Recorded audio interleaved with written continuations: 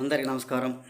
రాష్ట్ర ప్రజలకి, శ్రేయభిలాషులు ప్రతి ఒక్కళ్ళకి వైఎస్ జగన్మోహన్ రెడ్డి గారు పులివెందుల ఎమ్మెల్యే, ప్రతిపక్షం లేని పార్టీ.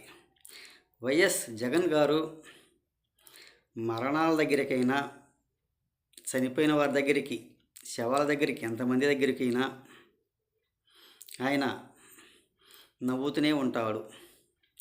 మరి అది ఏదో సినిమాలో కూడా, ఆ సినిమా పేరు నాకు గుర్తుకు రావటం లేదు, అందులో కూడా బ్రహ్మానందం గారు న్యూస్ లీడర్ నవ్వుతూనే చెప్పాల్సిన విషయాన్ని, విషాదమైన వార్తను కూడా నవ్వుతూనే చెప్తుంటాడు. నిజంగా ఆయన గారిని చూస్తే ఆ సినిమాలో కూడా ఆ సీన్ పెట్టే ఉంటారు.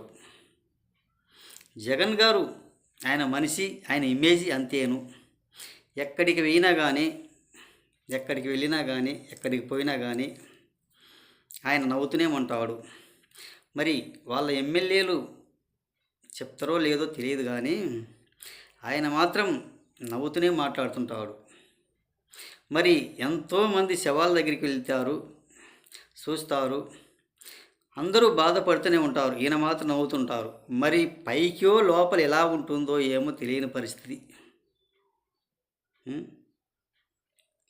మొన్న ఆర్మీ జవాన్ మురళీ నాయక్ మరణం దగ్గరికి పోయినా కానీ ఆయన నవ్వుతూనే, ఎటువంటి బాధ లేకుండా, ఏమి కాకుండా ఆయన అలాగే మాట్లాడుతూ అలాగే నవ్వుతుంటాడు. ఆయనకంటే అది ఒక ఇమేజ్ అన్నమాట. అది డ్యామేజ్ కాకుండా అలా నవ్వుతూనే ఉంటాడు. లోపల అయినా బాధ ఉంటుందో లేదో కానీ బయటికి మాత్రం నవ్వుతూనే సంతోషంగానే ఉంటాడు. మరి పక్కన వాళ్ళైనా ఎవరైనా ఏమన్నా అనుకుంటారేమో అనేది కూడా ఏముండదేమో.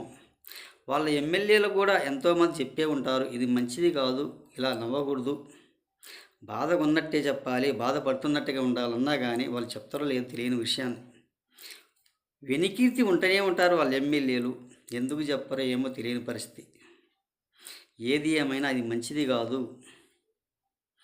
నవ్వవలసినప్పుడు నవ్వాలి, బాధపడవలసినప్పుడు బాధపడాలి అని ఎన్నోసార్లు చెప్పే ఉంటారు. ఆయన మాత్రం అది మాత్రం అలాగే ఉంటుంది. ఆయన ఇమేజ్ అనేది డ్యామేజ్ కాకుండా చూసుకుంటున్నాడు. ఎవరు ఏమైనా అనుకొని, ఎన్ని మాటలన్నా అనుకొని, నా పరిస్థితి ఇంతేను, నేను ఇలాగేను, నేను డ్యామేజ్ కాకూడదు, వాళ్ళు బాధపడినా కానీ నేను నవ్వుతూనే ఉండాలి, నేను సంతోషంగానే ఉండాలి, సంతోషంగానే మాట్లాడాలి అన్నట్టుగా ప్రవర్తించుకుంటూ అలాగే చేస్తుంటాడు. ఒక్కసారి చెప్పండి, మీ వైసీపీ ఎమ్మెల్యే అయినా కానీ ఇది చాలా మంచిది కాదు, కొంచెం మారండి, కొంచెం తెలుసుకోండి, ఎవరు ఎన్ని చెప్పినా అలాగే చేస్తుంటాడు అని తెలియజేస్తూ రాష్ట్ర ప్రజలకి, శ్రేయభిలాషులు ప్రతి ఒక్కళ్ళకి హృదయపూర్వక ధన్యవాదాలు.